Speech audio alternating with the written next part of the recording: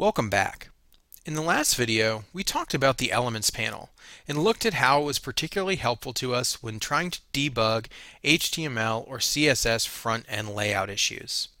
In this video, we're going to take a look at the Chrome DevTools JavaScript console and see how that can make our lives easier when developing sites or applications that are highly dependent on JavaScript. In this video, we'll be looking at an example site that contains some data visualizations that I've created specifically for this purpose. On this page, we have several charts that are primarily rendered and created using JavaScript. They're very interactive and allow the user to hover over particular elements and display tooltips and other helpful animations as they navigate through the data visualization.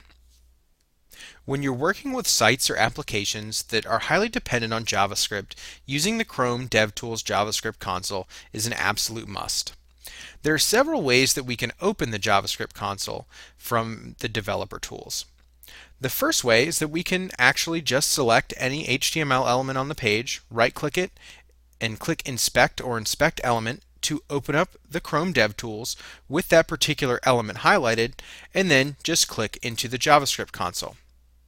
Additionally, if we wanted to open up the JavaScript console without opening up the Elements panel of the DevTools, we can use a keyboard shortcut to open up just the console. On the Mac, that keyboard shortcut is Command-Option-J. On a PC, you're going to press Control-Shift-J. Now that we have the JavaScript console open, let's go ahead and refresh the page so that we can see the JavaScript console run in real time as the page loads. So great, we can see we've got a lot of information here. So let's get started walking through all of these different lines and talking about what they mean. Let's take this first line for an example. We can see here that we have an uncaught error, and the text of this error is that Bootstrap's JavaScript requires jQuery, and clearly it isn't finding it anywhere in our HTML pages. Now this is one of the prototypical examples of when a JavaScript console like this is very helpful. If you're using a lot of open source projects, like for example in this site I'm using Bootstrap 3 to do some of my front-end layout, and I'm using two separate JavaScript libraries, D3 and Dimple.js, to process and create these charts. But when you're using a lot of these open source libraries, in times, some of these open source libraries have their own dependencies and require other open source libraries to perform their functions. Now, Bootstrap 3's JavaScript is a great example of this. It requires jQuery, and as it goes to process, it doesn't find jQuery on my page anywhere, and will print me out this helpful error. So anytime you're working with open source libraries, you may find errors like this if you have unmet dependencies, or you can also get helpful error text if you're doing something wrong that they expect. They can reference documentation and provide you links to their help resources to get you on the right track. Below that initial error message, we have the results of an Xhr request. And so what this is an XML or HTTP request. Many people also refer to this type of technology as AJAX or asynchronous JavaScript. And what this technology does is it loads resources after the bulk of the page has loaded. So when we're talking about the page being downloaded to the browser, what initially happens is the browser sends a bunch of HTML. The server sends a bunch of HTML, the browser renders that HTML in the browser, and then once it starts processing the JavaScript resources, the JavaScript will go out to the server and make a separate request for some resources. So that is actually how we're loading in the data sets for these two data visualizations, is using this AJAX technology.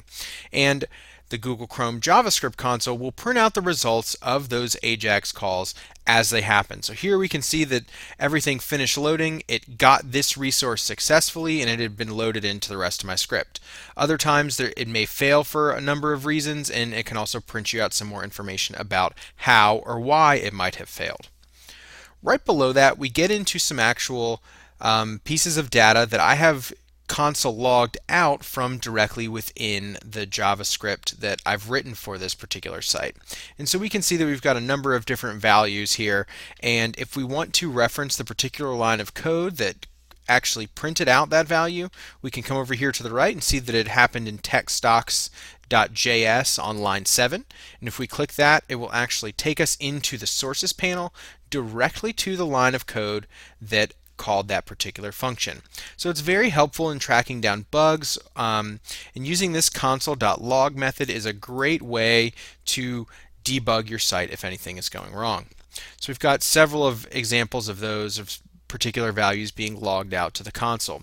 Then right below that we have another example of an XML or HTTP request or AJAX call to load in a CSV file for this line chart down here.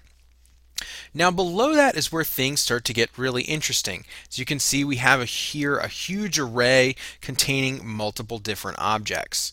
So one of the really popular data exchange formats is called JSON, or JavaScript Object Notation.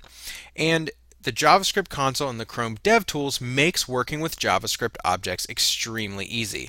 So if we go ahead and open up this array, and start to dig deeper into what these individual objects look like, we can actually dig into them and open up a particular object and find out all of the different key value pairs that that object is composed of. So here we've got a key of close with a numerical value, a date with a JavaScript date object, and then a field, a key, and a value for ticker. And then we've got so on and so forth all the way down this very huge long array of almost 1,000 different objects.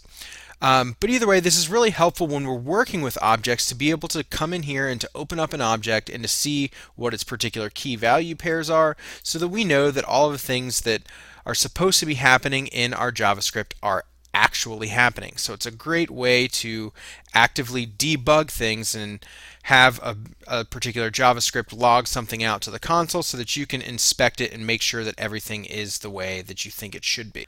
So in addition to all of these really awesome, helpful debugging features that the JavaScript console offers, it will also actually just let you run JavaScript. So here we can see that I've got this little caret and this blinking line symbol that's ready to accept some sort of input. So I can actually type into this JavaScript console and have it do some calculations for me. If I wanted to just go ahead and type in some simple math, go ahead and do 5 plus 4, let the JavaScript console evaluate that, and it's going to print us back 9. Now we can also do a lot more complicated operations. So let's go ahead and we'll go ahead and declare a variable called hello. We're going to set that equal to a string named hello. We'll press enter to store the variable in the JavaScript console's memory. And let's go ahead and console log that back out. And it should print us out hello as a string. Additionally, we also have access to all of the different libraries that might have been loaded into the JavaScript console previously. So I mentioned loading in libraries such as D3 and Dimple.js, and in the JavaScript console I can work directly with those objects. So we can see that I can open up D3. If I click the dot syntax, that would give me another method. I can look at all of the different methods that the D3 object has available to it. So I'm going to go ahead and do some examples right here. I'm going to go ahead and declare another variable. We'll call this array and set it equal to an array with several different numerical values. And then we're going to go ahead and use some D3 functions to find the min and the max of this particular array. So we'll go ahead and do D3.extent, and then into this method we're going to go ahead and pass it that array that we just created. We should be able to go ahead and press enter, and it's going to evaluate that array for us and bring us back the lowest number along with the highest number. So a very helpful feature built into the JavaScript console. There's lots of awesome things that we can do with this. We can always get helpful error messages from additional JavaScript libraries as we're using them. We can evaluate the success or maybe the failure of an XML, HTTP, or AJAX call, and then also console log out different values within our own scripts so that we know that the types of data that we're working with are the types of data that our program expects and that we expect based on the way that we've written it. So there's lots of helpful tools in here.